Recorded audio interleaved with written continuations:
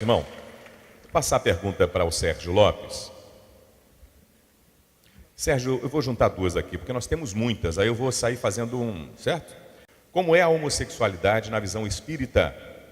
A orientação sexual diferente para um espírito alternando reencarnações, o que pode trazer como consequência no transcorrer dessas experiências?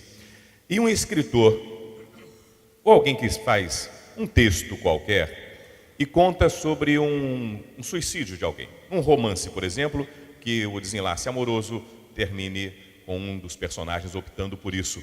E aí, o sucesso dessa informação, ou o que ela sensibiliza nas pessoas, provoca em outros a mesma atitude, ou pelo menos a tentativa. Que responsabilidade tem o autor sobre esse escrito? Só isso. Mas eu estou na mágoa ainda aqui. Gostei muito da colocação do Simão Pedro, muito inteligente. E tem uma parte nisso que eu acho interessante ainda pontuar, assim, que é: se doeu, pega que é teu. Né? Pessoa que por que a gente se magoa? Porque algo tocou na gente que está mal resolvido. Então, quando a gente se magoa com alguma coisa, é bom, antes de tentar se livrar da mágoa, prestar atenção em que doeu. Porque se doeu em determinado ponto, este é um caminho para o autoconhecimento. Tem pessoas que se magoam por não serem reconhecidas, pessoas que se magoam porque não foram correspondidas, pessoas que se magoam porque não foram convidadas. Em todos esses aspectos, tem algo na pessoa que é uma carência que não está desenvolvida, que não está resolvida.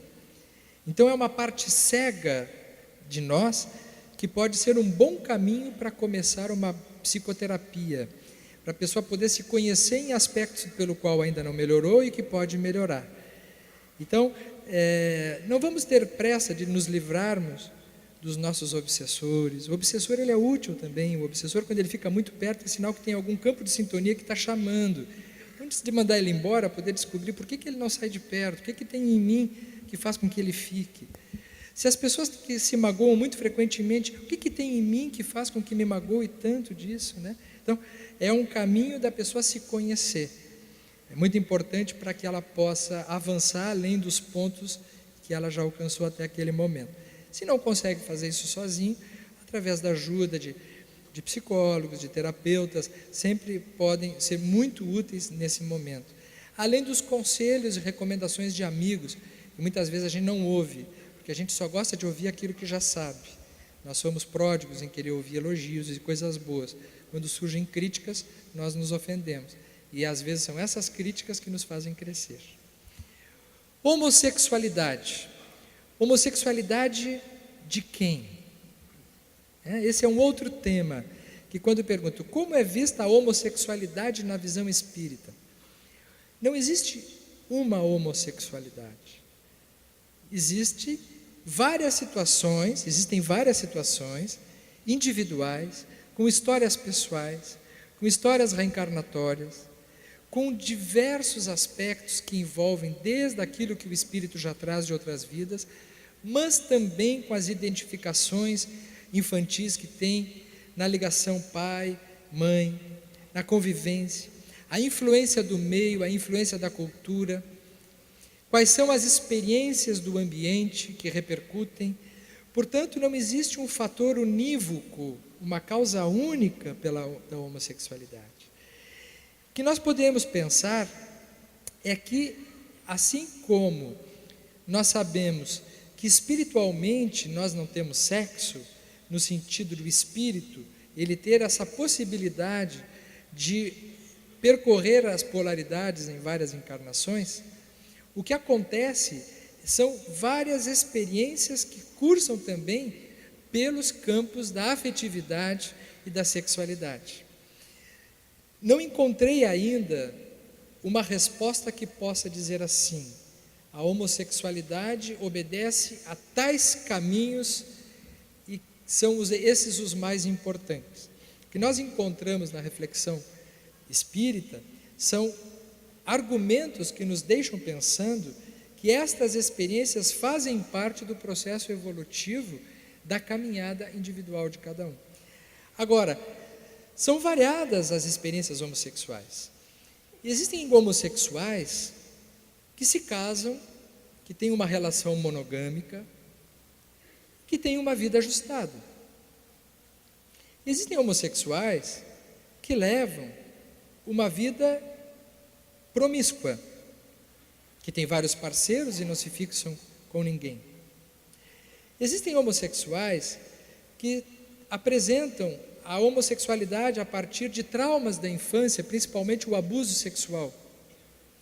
Existem homossexuais que já nascem com um certo jeito do sexo oposto.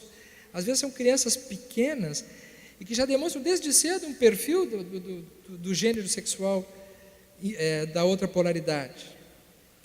Existem homossexuais que são heterossexuais até uma certa etapa da vida e que depois de um determinado ponto começam a ter uma predominância de atrações e desejos que até então não estavam conscientes.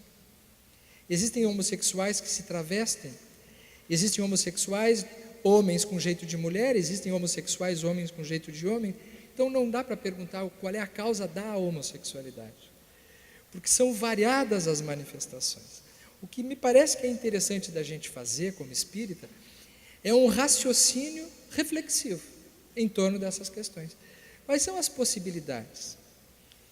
Me parece que o espiritismo, ele não se preocupa e não se ocupa tanto com o juízo de valor deste tema. O espiritismo se ocupa mais da questão da monogamia e da poligamia. Não há uma ênfase no que se refere a se o indivíduo ele é homossexual ou não, mas se ele é uma boa pessoa ou não. Se ele é uma pessoa ajustada e de boas intenções ou não. Ninguém vai nos perguntar no plano espiritual o que a gente fez com a nossa sexualidade.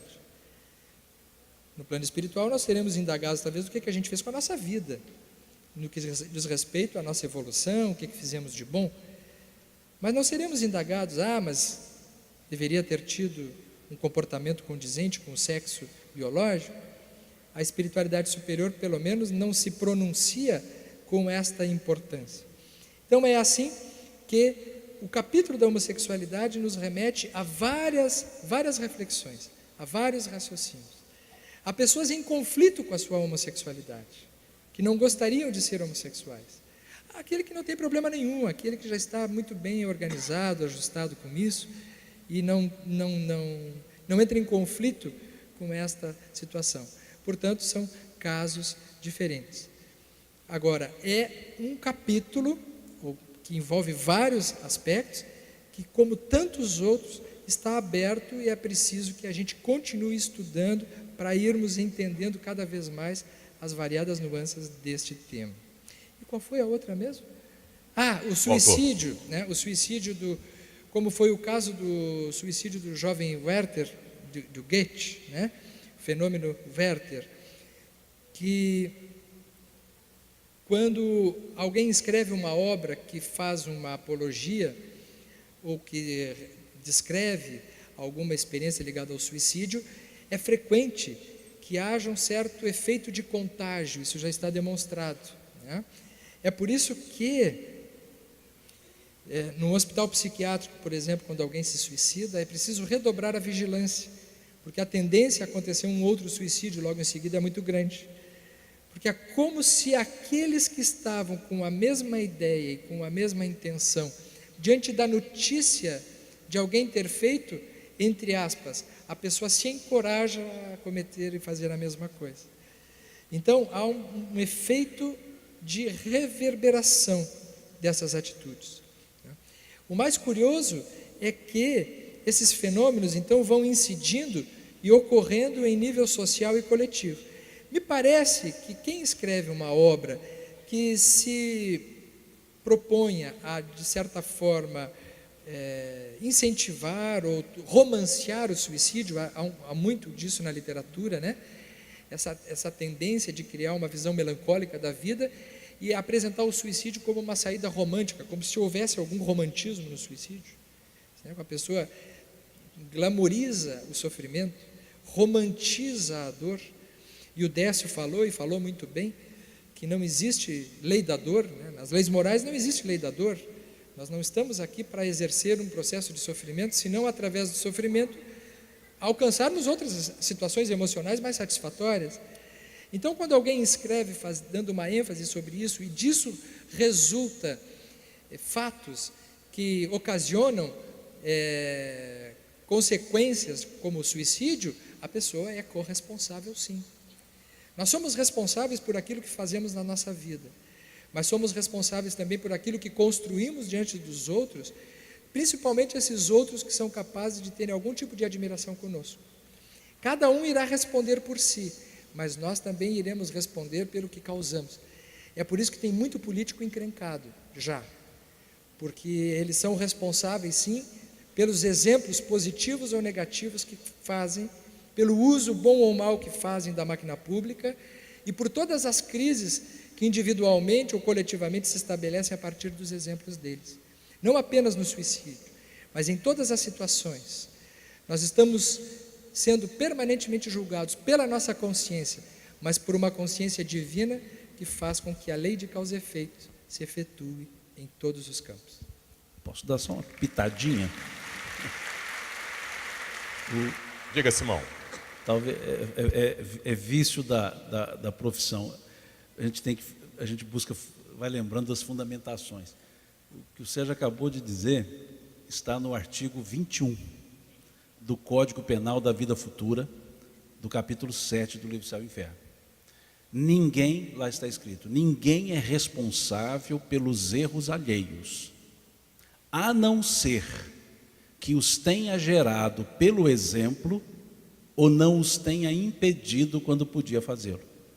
Então veja a preocupação que Kardec teve em trazer isso à tona e deixar claro o que o Sérgio acabou de dizer, muito bem colocado.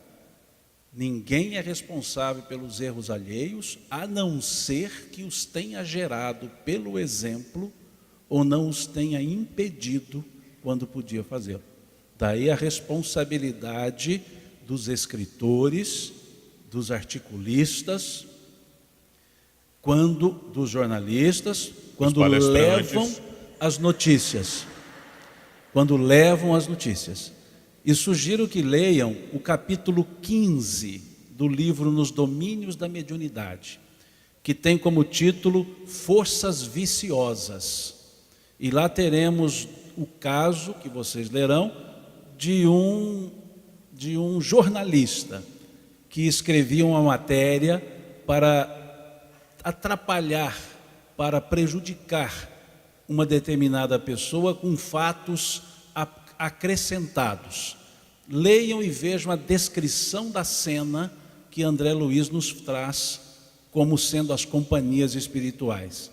E da mesma forma, lá no mesmo capítulo, a ação de paramédicos na forma socorrista, qual era o ambiente que eles estavam. Então é muito interessante isso, né, para a gente perceber o quanto nós criamos a partir daquilo que nós dizemos, escrevemos ou falamos, e o quanto nós influenciamos, todos nós, o quanto influenciamos, principalmente pais com relação aos seus filhos. Como fala o poeta Cassimiro Santos, pela pena de Francisco Cândido Xavier, com relação aos pais, ele dizia: resguarda os teus pequeninos onde estejas e onde vais, pois a criança no futuro é a foto viva dos pais. Então fica o exemplo como determinante muitas vezes de condutas alheias. Obrigado, Simão.